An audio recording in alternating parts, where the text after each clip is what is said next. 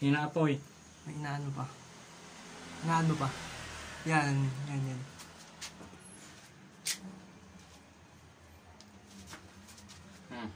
Lahat mo yan, ah. Ilalagay ko na.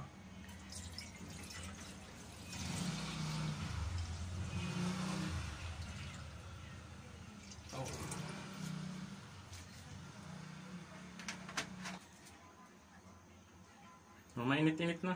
Okay na. Yan. Patayin mo na yung apoy pa. Tapos, lagyan mo ng 3 kutsara, suka. Pakita mo ito. Ito ang vinegar. Lalagyan ng 3 kutsara.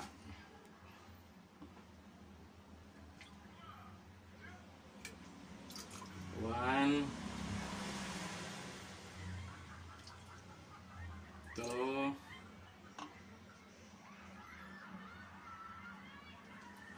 Yan, haluin mo. Hindi yan. Sige. Yan na yun.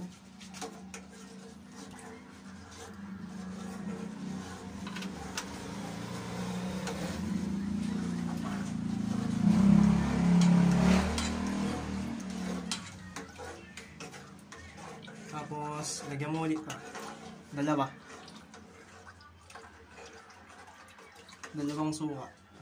Kutsara ng suka. Nagmuo na. Oo nga. Dalawang ng kutsara ng suka.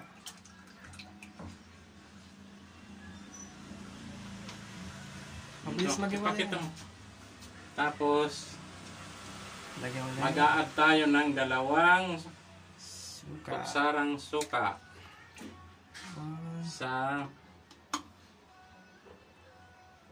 2. Gawin mo. Tapos, iyan mo lang yan dyan. Yan. Tanggalin mo na yung Kaya, 8 minutes. Yan.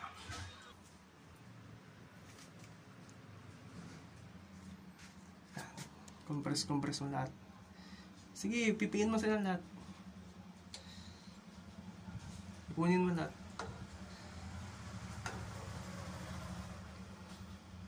Dapat ito, aalisin dito. Hindi. Ganyan lang. Compressin mo muna lahat. Sige, pipiin mo. Hindi, huwag mo yung dudurugin. Parang sasama-sama mo lang sila lahat. Yun.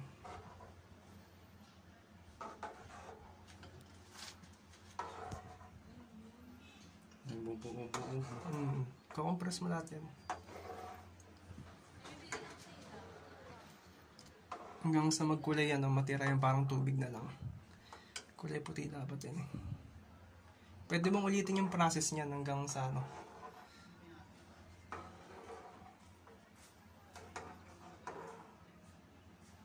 Napupunta rin sa gitna, Napupunta rin. Kasi keso. Cheese. Dapat ito, inaalis dito, nililipat sa sa isang lalagyan. Wait lang. Kasi, yan. Yun, kunin mo yung may kakawin. Yan. Hindi yan. Ito? Oo. Kaya nga. Yan, ihalo. Yan, pagdakot mo. Yan. Okay mo sa i-compress mo. Tanggalin mo yung tubig. Nayazog ko.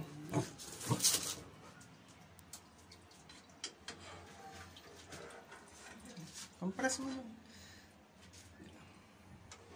Hindi, huwag mo na ganyan yun. Gagamitan mo naman ng stir yun eh. Tanggalan mo muna ng tubig dun sa cheese. Yan. Tapos lagay mo dito sa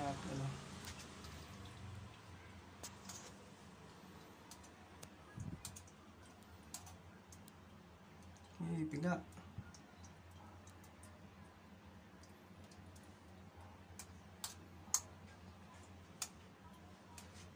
Ganito nga yung sa umaga nung ginawa yung niluto ko yung Yan, lagay mo dyan sa isa. Sabi ko kay Marie, ito yata yung ginagawang taho. Ganyan yan. Same lang yan sa taho, tsaka cheese.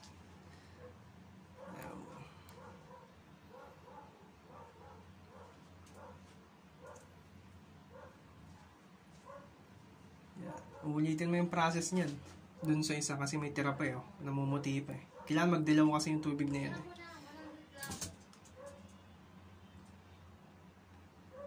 Okay na yan. Kaya mo dyan. Diyan ulit. Sandukin mo.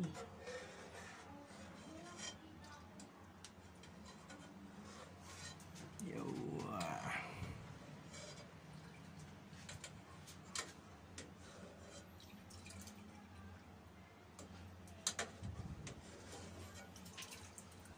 Wala na, yan na yan. May puti-puti pa yan. So gagawin natin, papakuluan na rin natin.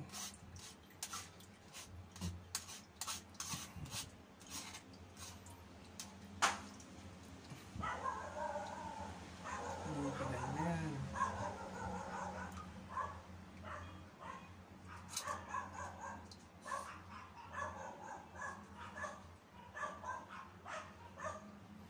Yun. Since may tira pa, buksan mo ulit yung apoy.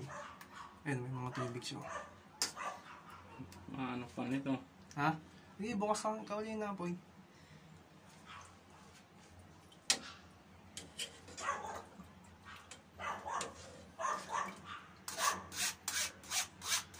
Yan. Since may tira pa, yung ano, ina pa.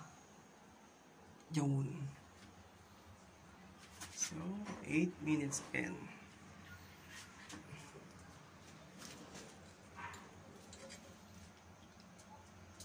Tayin mo na po yun ba? Yun. Ano ulit? Patilain mo. Ayan, nawawala yung kulay niya, di ba? Kutsara, may kutsara dyan, oh. Pansala. Kailangan maging kulay dilaw na lang yan na parang sabaw ng laking.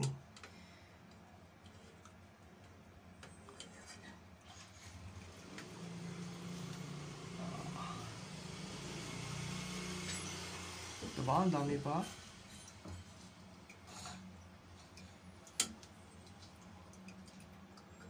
Pigahan mo na ano yan. Tubig yan eh. Ay, yung kutsara. Gamitan mo pa. Pagkapigahin mo.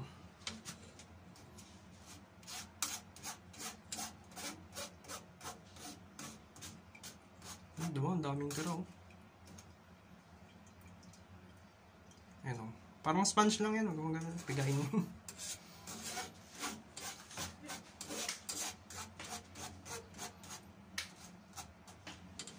Mozzarella cheese yan eh. Sige, pagayin mo siya ka. Ayan.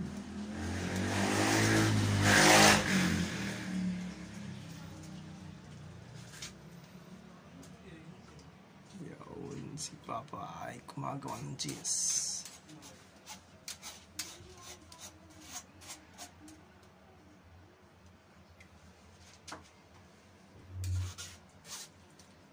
Yun. Eh, meron pa.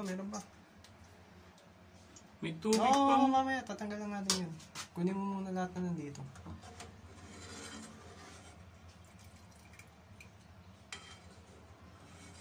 Yun. Cut ko na. Yan na. Squeeze. Kailangan squeeze mo lang. May tubig lang nun. Try mo nga kamayan pa. Hindi. Yan mo na sa kamay mo. Imasa mo. Bakit? Imasa mo. Mamasahin. Sige, masahin mo. Ano na, ganyan na talaga yan. Hindi, mamasahin mo yan. Gagano. Bakit? Ibubuo mo sa kamay mo.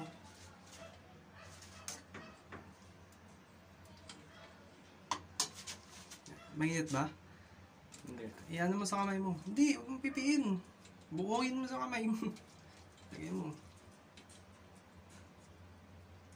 Lahat yan, pagdipitin mo. Dito ka magano pa. Ano mo sa kamay mo, ganyan-ganyanin mo. May tubig pala. Meron yan. Oh, na-squeeze, di ba? Tapos lagay mo dito. Wala nang tubig.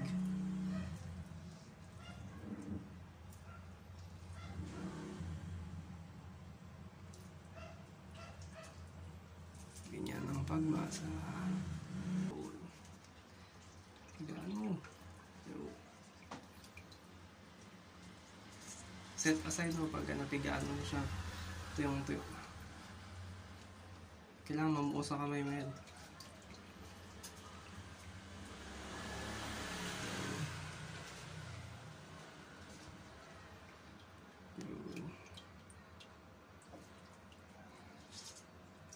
Yan, lagay mo na dito pa.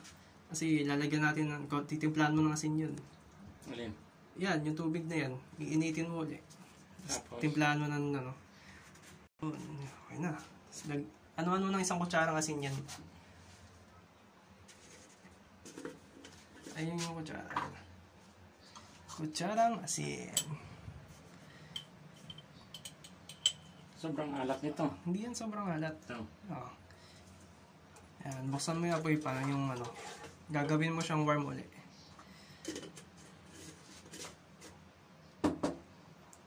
Yung cheese. Mozzarella. Mozzarella cheese yan. Tamang apoy lang. Yung kaninang apoy.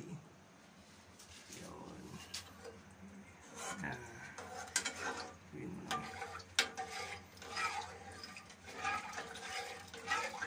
mo lang. Mainit? Ha? Yun, lagay mo siya doon. Alin? Ito? Oo. Alin, hindi ba? Hindi na malulusaw yan. Nakabuo na yan eh. So, elasticity na lang yung alingin mo. Para lumambot-lambot siya. Ilagay ko. Babad mo lang siya dyan. Yun. 8 minutes. Na. Cheese namin. Pipigaan mo ulit siya. Yan, kunin mo yan. Mainit. Mainit?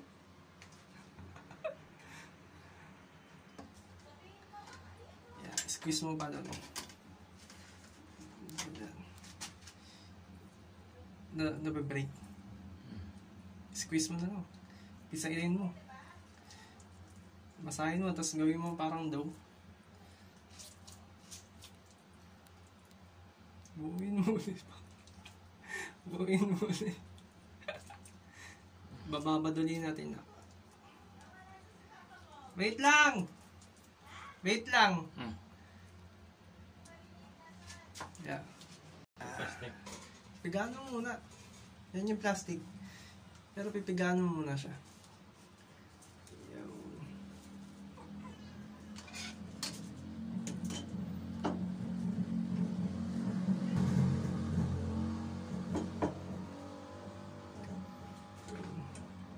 Kunin mo, tapos pigaan mo. Ipag-compress mo lahat. Ayun, elasticity na siya. Pigaan mo siya. Ayun na, anak ko sa kamay mo. Mainit ba? Mainit. Hindi naman eh. Mainit to. Hindi na. Kayang-kaya na siya sa kamay. Yan, i-ano mo siya, compress mo. Mainit eh.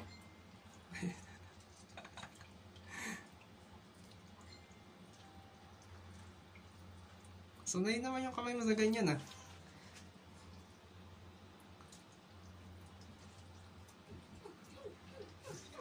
Dapat pala nito sa katsa. Katsa. Oo, katsa yung ginagamit ng iba eh. Pero sa napanood ko, di naman kailangan. No need naman daw. Yun. Finished product na. Last lagay mo na siya dyan. Bilutin mo. Dapat ito ilagay sa ref. Hindi, yellow lang sa atin.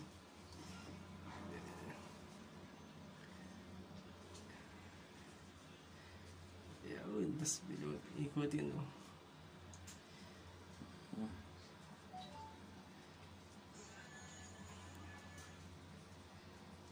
Na finished product.